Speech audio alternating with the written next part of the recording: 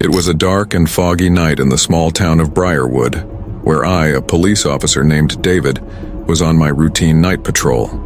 The streets were deserted and the only sound breaking the silence was the gentle hum of my patrol car's engine. As I drove along a lonely rural road on the outskirts of town, my headlights illuminated something strange in the middle of the road. It was a car, an old black sedan, abandoned with its hazard lights blinking. A sense of unease washed over me as I approached. I parked my patrol car on the side of the road and cautiously got out.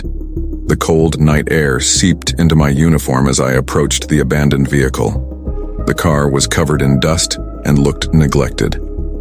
Its doors were wide open and the interior appeared to have been hastily abandoned. I looked around, but there were no signs of an accident or any other nearby vehicles. I took my flashlight and began inspecting the car's interior. In the driver's seat, I found a wallet and a mobile phone. The wallet contained an ID that identified the owner as Emily Turner. The mobile phone had an incoming call that kept ringing. I glanced at the screen but didn't recognize the number. I decided to answer the call, concerned for Emily's safety. "Emily, where are you?" a terrified voice shouted from the other end of the line. "I'm not Emily, I'm Officer David. I'm next to your abandoned car on the road." "What happened?" I asked. The voice on the phone was full of distress. "I don't know how I got here. I was driving home when something came out of the darkness and made me lose control of the car. Then everything became blurry. Please help me." Instinctively, I called the station for backup and an ambulance. Emily kept talking, her voice trembling as she tried to describe what she had seen before losing consciousness. As I waited for help to arrive, I heard a strange sound coming from the nearby forest. It was a whisper, almost inaudible, as if the shadows themselves were speaking to each other. I looked towards the forest, but I saw nothing. The feeling that something was amiss grew stronger. When reinforcements finally arrived, Emily was in a state of shock. The ambulance took her to the hospital while the other officers and I inspected the abandoned car. We found no signs of damage or impact, and it seemed that the car had simply come to a stop in the middle of the road. It was then that I noticed something unusual on the ground near the car. There were deep footprints leading away from the vehicle and into the forest. Without a second thought, I decided to follow the tracks, accompanied by one of the officers. As we ventured deeper into the dense forest, the fog thickened, and the darkness became even more oppressive. The footprints seemed to lead us further and further in, as if we were being drawn by an invisible force. After a few minutes of following the footprints, we reached a clearing in the forest. What we saw left us breathless. In the center of the clearing was a circle of stones like an ancient ritual site. In the middle of the circle was a strange symbol etched into the earth. Just as we were trying to make sense of what we were seeing, a chill ran down our spines. We turned around and saw a dark figure standing among the trees. It was tall and thin, with eyes that gleamed in the darkness. "Who are you? What are you doing here?" I yelled, my flashlight trembling in my hand. The figure didn't respond but began to advance towards us slowly. Its movements were strange and unnatural, as if it were floating above the ground. Terrified, we retreated and ran back to the abandoned car, never taking our eyes off the figure. When we reached the car, the mysterious figure disappeared into the trees.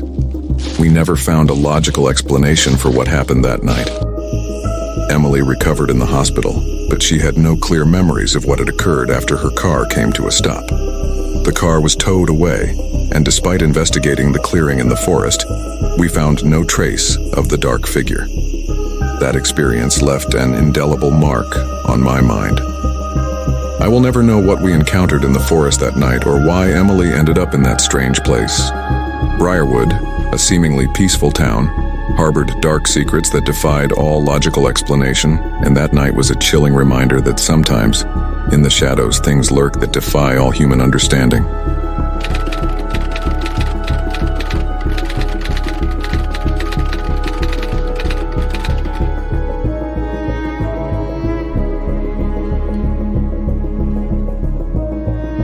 Officer John Miller had patrolled the desolate highway for years.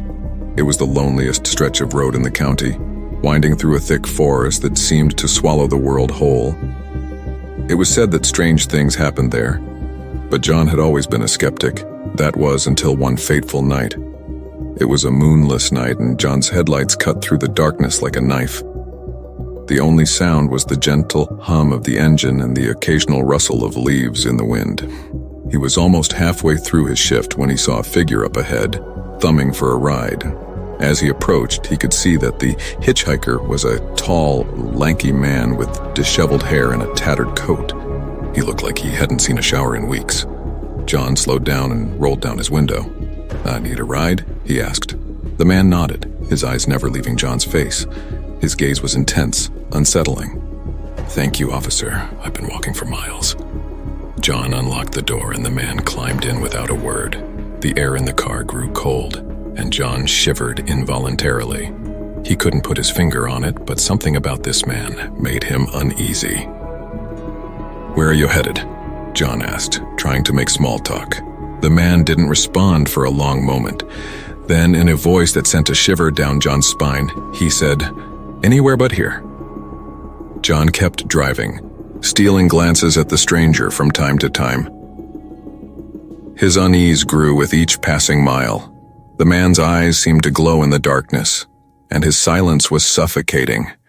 Suddenly, the man spoke again, his voice barely a whisper. "Do you believe in ghosts, officer?" John felt a chill run down his spine.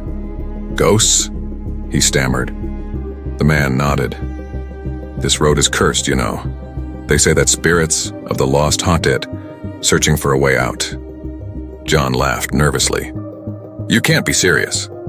But the man's face remained deadly serious. "I've seen them, officer. They whispered to me in the night, begging for release." John's heart pounded in his chest. He couldn't believe what he was hearing.